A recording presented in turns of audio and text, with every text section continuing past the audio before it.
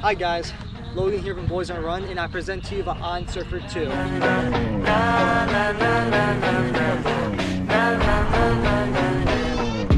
Wake up to the alarm clock in my head. Thoughts keep beeping, they won't let me rest at all. Keep telling me that I don't do enough. Well, hey. To start with, I want to go over the specs of the shoe real quick. So we'll start from the top. For the heel, it is 37 millimeters, and the forefoot being 28, giving it a 9 millimeter offset. So speaking of the midsole, we have the CloudTech face. CloudTech face is their whole like structures that goes all the way through the midsole. You can see right through it. The cool part with CloudTech face, it acts like domino. So when you step down, it goes with your foot, which is, I think, is pretty cool. And allows a little bit more shock absorption, which adds a little more benefit to your run, so your knees or joints don't really get hit as hard. Then coming up, it's kind of plush, which adds some weight, so it sits at 9 ounces or 255 grams, which isn't on the heavier side, but it's more of the lighter side, which I kind of find really interesting because this shoe kind of falls in between the most balanced shoe I've run in a while. I kind of consider this shoe as the Nike Pegasus competitor. Also, I kind of want to speak over the fit of the shoe. It is kind of a narrow side. I have narrow feet myself, and I kind of found this to be a more tighter fitting shoe. There is a wide version coming out in the future, but it isn't out yet. Also, speak on price, the shoe sits at $159.99 in USD. Okay, let's talk about what this shoe is best for. I think this shoe is kind of best for your everyday mileage or just everyday walking. I find this shoe really comfortable kind of just going for my daily walks or hiking around. I honestly took it on a few trails and it was fairly comfortable. And the other thing, I do like running the shoe a lot.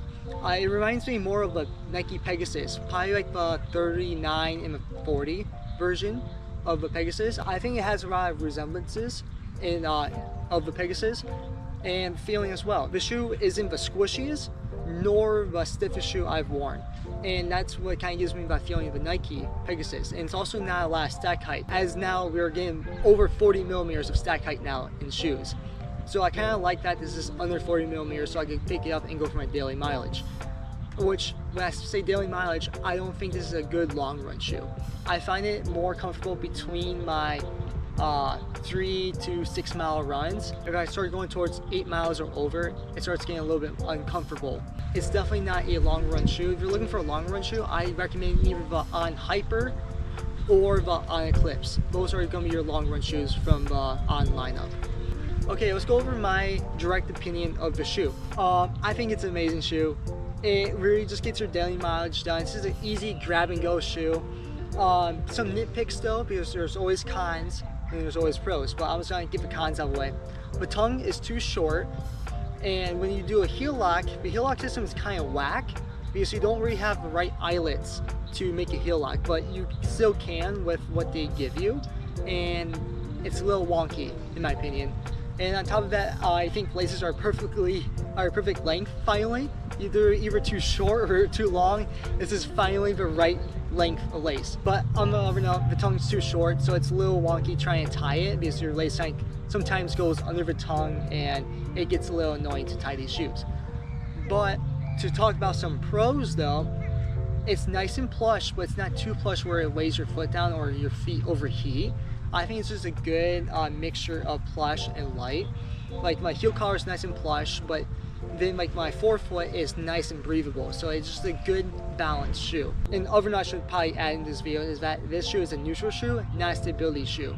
So if you need a stability shoe, I would not recommend this shoe at all, because with the CloudTech phase or just the holes in general in the shoe, you will teeter-totter back and forth, and you should go for more a stable shoe like the Brooks lineup. Brooks have a really good stability lineup like the GTS.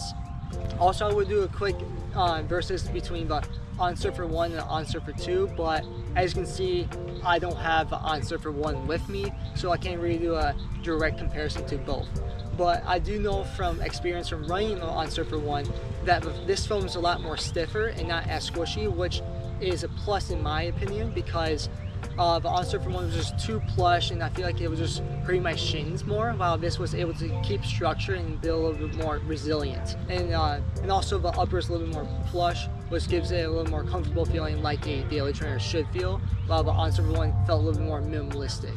So I think that was a really good touch from On. There's not a lot of different changes that On did to the shoe, but the changes they did was a good update to make the shoe a lot better in this version.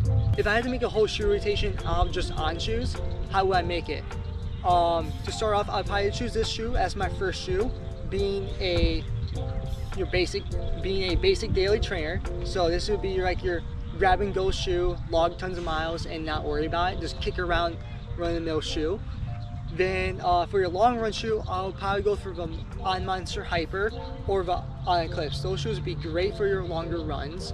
And if you need some more tempo work, I would probably prefer the On Hyper because it has the nice people base in the forefoot, allowing you to get a little more of a balance and boost out of the shoe. And plus it has no plate, so it'd be a great tempo or speed day shoe, or a good marathon training shoe for your longer runs. Then for a race day shoe, On has a lot of race day shoes, being 3 you have the shoes, the On Echo 3, the On Strike, and the On Strike LS being the most expensive one. If you're looking for a marathon racing shoe, I prefer the On Strike or the On Strike LS, but the LS is a more harder shoe to come by, so probably the On Strike would probably be your best bet for your marathon racing. But if you're not really trained for marathons, I would prefer the On Echo Boom 3. Even though it is recommended for marathons, I find the foam a little more stiffer and more of a ground contact shoe. I found it more fun to race a 5K, a 10K in those, and even a half marathon in them. So that's what I would choose for my shoe rotation if I only could pick from On. Hey, thanks for watching and coming this far in this video. If you really like this video, please like and subscribe. It means a lot for the channel. It helps us grow. So if you do really like this, just please do. It's free. Also leave a comment in case I forgot something, or someone's asking questions and I don't get to it right away, or one of us on the channel don't get to it right away. And just help them out, and let's be a happy running community, and see you guys on the flip side. Just like Messiah did.